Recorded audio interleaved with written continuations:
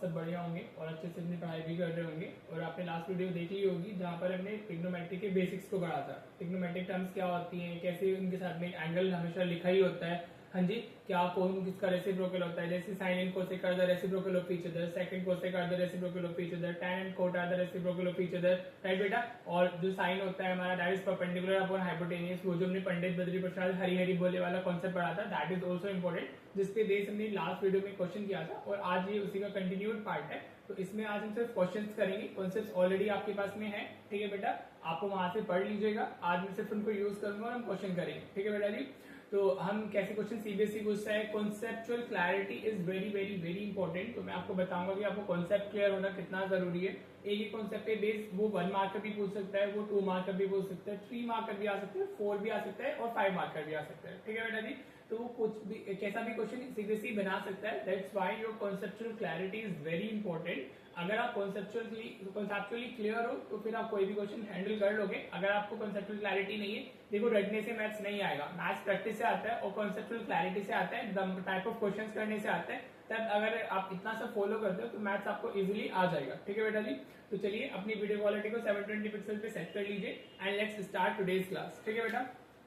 देखो मैंने क्वेश्चन लिया था, in a right angle triangle ABC, right angle at B, sine B, sorry right angle at A होगा, right angle at B नहीं होगा, sine B दिया हुआ है मैं, ठीक है बेटा जी।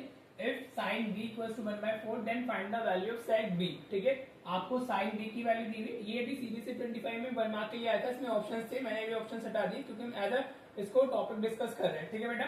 तो आपको साइन बी की वैल्यू दी हुई है। देखो ये वाला कॉन्सेप्ट आपको लगाना कर रहा है, जब आपको किसी भी ट्रिग्नोमेट्रिक टर्म की वैल्यू पता होगी, ठीक है बेटा, राइट, तो आप इस कॉन्सेप्ट को अप्लाई करोगे, ठीक है बेटा। यहाँ पर हमें साइन बी की वैल्यू पता है और सेक बी की वैल्यू पूछ रहा है, ठीक है बेटा। आप ट्राइंगल बनाए तो बना ले, ना बनाए तो भी चल जाएगा। अगर यहाँ पे बनाते हो ट्राइंगल, ये हमारा क्या हो गया, ये ए बी सी, इस तरीके से लिख लेते हैं हम लोग इसको, ठीक है बेटा। हाँ जी, अब हमें क्या पता है, हमें पता है साइन बी, ठीक है बेटा जी। साइन बी मीन्स ये वाले एंगल के अकॉर्डिंग हमें साइन की वैल्यू पता है, ठीक है। तो ये साइन इक्वल्स टू में कितना दिया हुआ है, 1/4 दिया हुआ है। तो ये क्या हो गया मेरा परपेंडिकुलर, ये हो गया hypotenuse, because sign is what, p/h ना। हाँ जी, तो यहाँ पे परपेंडिकुलर क्या होगा, ये होगा, ठीक है बेटा। एंगल के सामने वाला परपेंडिकुलर होता है ना, हाँ जी। और BC क्या हो गया हमारा, 4 हो गया, ठीक है बेटा। देखो एक रेशियो होती है तो आप यहाँ पर के करके भी लिख सकते हो, ठीक है बेटा जी। नॉर्मली भी सेम, क्योंकि वो के अल्टीमेटली कैंसिल आउट ही हो जाएगा, तो आप उसको के करके लिख सकते हो। नहीं लिखेंगे तो भी चल जाएगा और लिखना चाहो तो लिख लोगे, ठीक है, बिकॉज इट्स अ रेशियो ना, तो कॉमन रेशियो में इसमें ऐड करनी होती है, ठीक है बेटा। तो आप इसको ऐसे लिख सकते हो, दिस विल बी के and this will be 4k, ठीक है बेटा। अब हमसे क्या पूछ रहे हैं, we are asked to find the value of sec B. Sec की देखो किसी भी ट्रिग्नोमेट्रिक वैल्यू पूछी जा सकती है आपको, ऐसा जरूरी नहीं है सेक ही दिया हुआ है। देखो ये मतलब कॉन्सेप्ट समझो, आपको एक को देगा वैल्यू और बाकी में से किसी की भी वैल्यू आपको फाइंड करनी होगी, दैट इज द कॉन्सेप्ट, ठीक है बेटा जी। तो ये 4k हो गया, ये k हो गया, ठीक है। अब हमें सेक के लिए, सेक क्या होता है हमारा, बेस, हाइपोटेनियस अपॉन बेस होता है, राइट। हमारे पास में परपेंडिकुलर है, हमारे पास में हाइपोटेनियस है, but we don't have the base ना। तो अभी आपको क्या चाहिए होगा, you need to find this AB, तभी आप सेक की वैल्यू फाइंड कर सकते हो, ठीक है। तो उसके लिए हम क्या करेंगे, we can write this BC square equals to AB square plus AC square, Pythagoras theorem apply करेंगे, राइट, बाय पाइथागोरस थ्योरम। आप पूरा लिखिएगा पाइथागोरस थ्योरम की पूरी, इसमें वर्ड में डालोगे PYTHAGORAS, ठीक है। मैं सीधा PT लिख दिया, ठीक है जी। तो अब BC की वैल्यू तो हमें पता है, व्हिच इज व्हाट, 4k का स्क्वायर हो गया, ठीक है बेटा। हाँ जी, AB की वैल्यू में नहीं पता है तो we will be finding that, और AC में पता है वो k का स्क्वायर हो जाएगा, ठीक है। Now this will be what, 4k square will be 16k square, ठीक है बेटा। अब k स्क्वायर को उधर से शिफ्ट कर लो तो k स्क्वायर इक्वल्स टू क्या आ जाएगा, AB स्क्वायर आ जाएगा। k स्क्वायर इधर पॉजिटिव है ना, इधर आएगा तो नेगेटिव हो जाएगा, तो 16k square minus k square, तो 15k स्क्वायर हो जाएगी हमारी AB स्क्वायर की वैल्यू।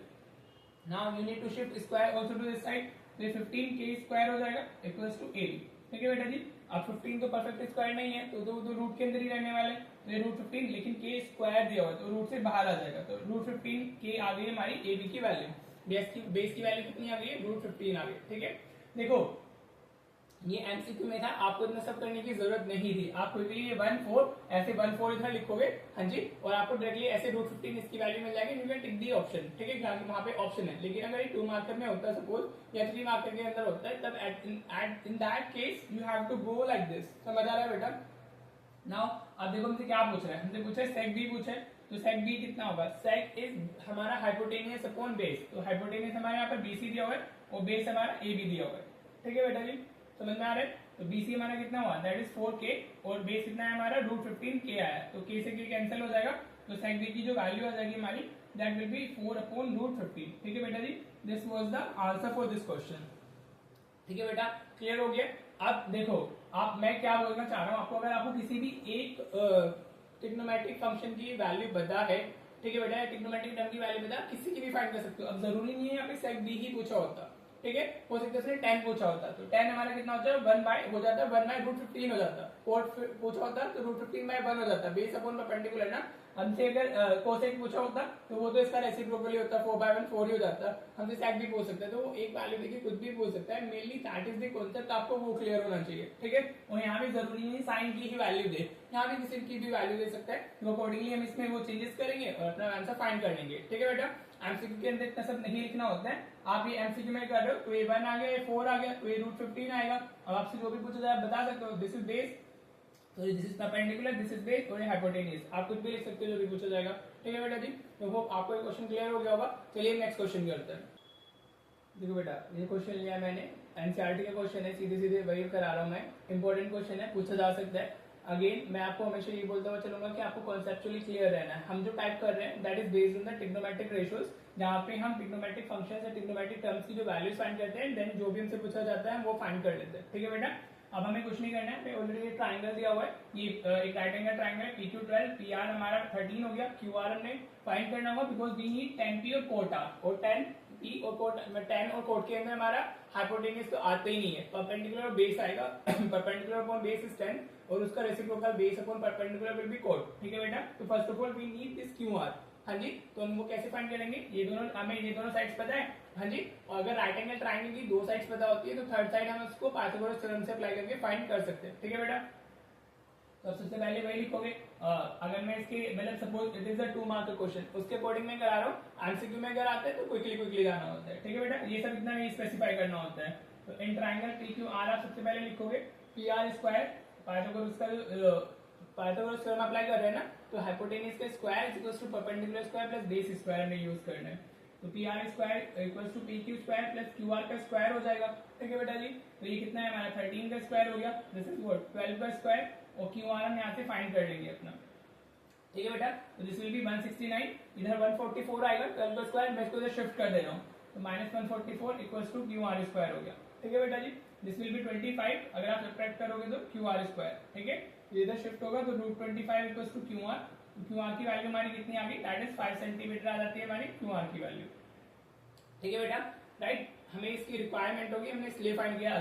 ठीक, वो अभी तक आपको क्लियर होगा कि मैंने कुछ नहीं किया, आगे सिर्फ पाइथागोरस थ्योरम अप्लाई किया। ठीक है बेटा जी, now what we need 10P and quote R, और हमें दोनों का डिफरेंस लेना है। देखो डिफरेंट एंगल्स है यहाँ पर, P एक 10 के साथ एंगल P हमें यूज करना है और कोट के साथ हमें R यूज करना है। ठीक है, तो अगर कल वाली वीडियो आपने देखी होगी तो ये चीज मैंने अच्छे से एक्सप्लेन की थी कि जो परपेंडिकुलर और बेस होते हैं दे डिपेंड्स ऑन द एंगल। ठीक है, जो भी एंगल हमारा यूज हो रहा है उसके जो अपोजिट साइड होगी that will act as perpendicular, और जो दूसरी होती है वो हमारी क्या हो जाती है, वो हमारी हो जाती है बेस। ठीक है बेटा, तो अगर मैं 10P लिखता हूँ यहाँ पर, ध्यान से देखिएगा, 10P मुझे लिखना है, तो P का है मेरा, P इज दिस एंगल। हाँ जी, P इज दिस एंगल ना, तो इसके जो सामने वाली साइड होगी ये हमारी 5 सेंटीमीटर आई है।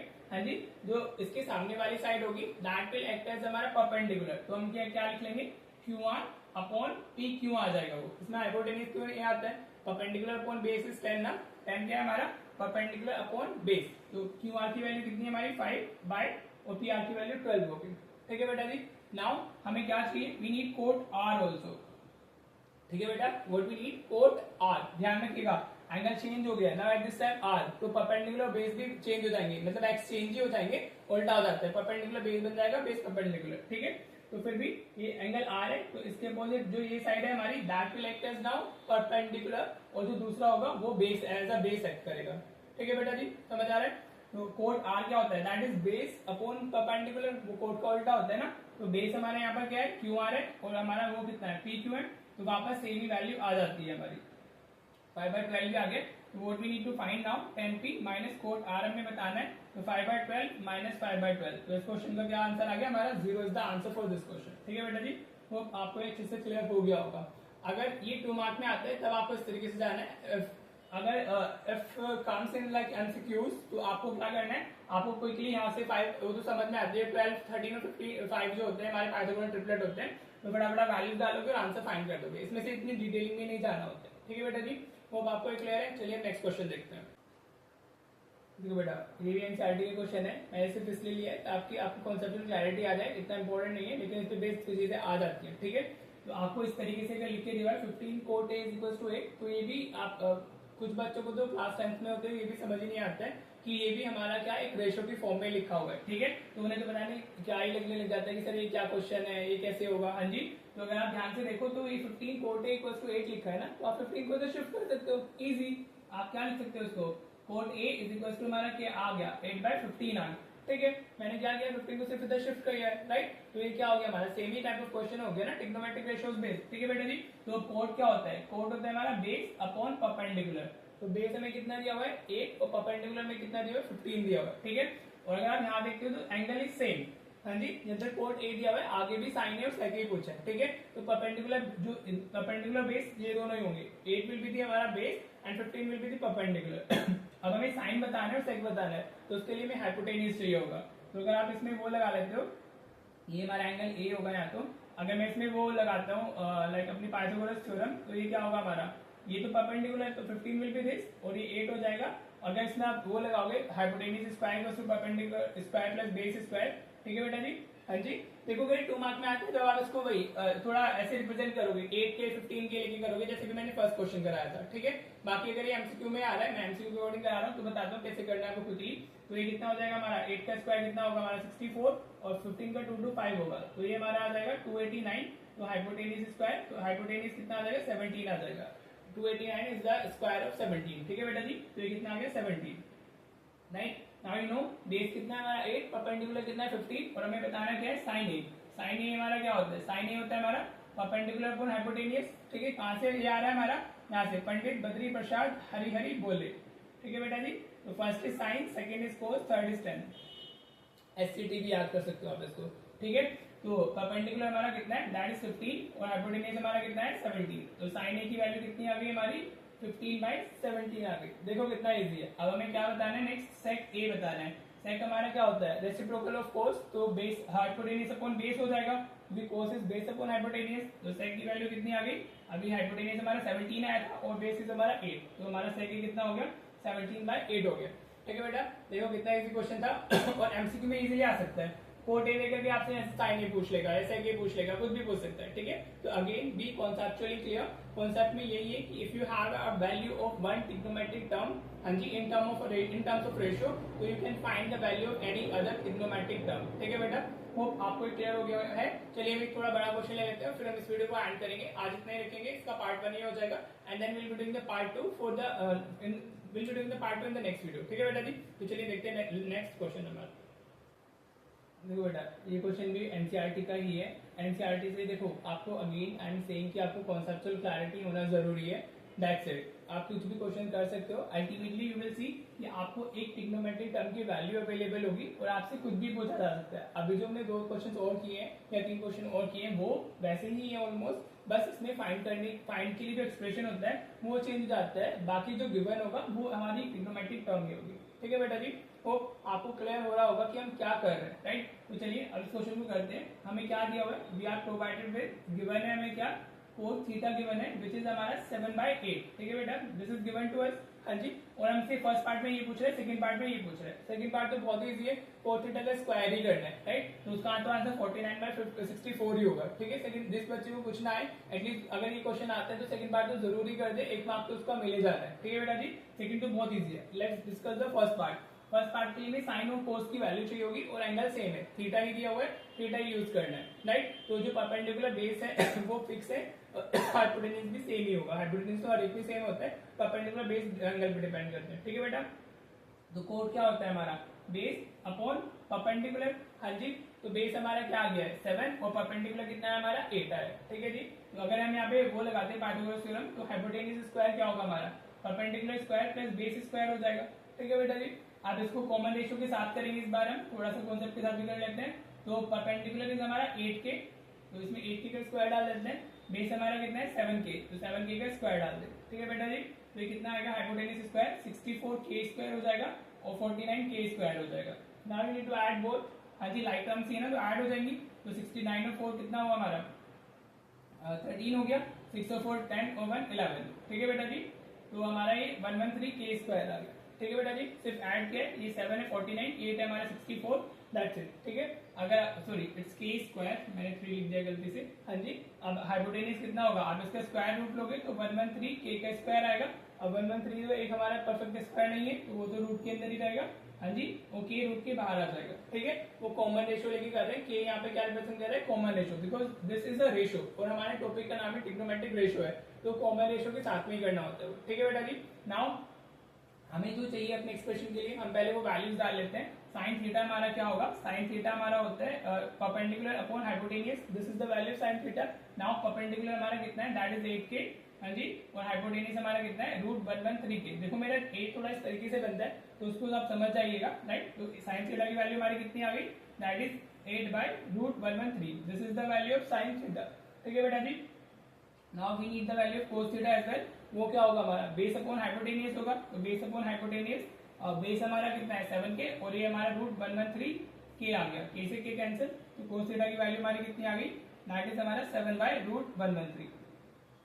ठीक है बेटा, साइन कोस मिल गए। अब चलो देखो हमारा इसमें क्या करते हैं फर्स्ट पार्ट को करते हैं। देखो ये क्या लिखा है, 1 plus sine theta 1 minus sine theta, तो it's like a plus B and a minus B, तो वो क्या होता है हमारा a square minus B square होता है। ठीक है, तो अगर मैं इस एक्सप्रेशन को सिंप्लीफाई करूं तो can I right it like this, 1 minus sine square theta.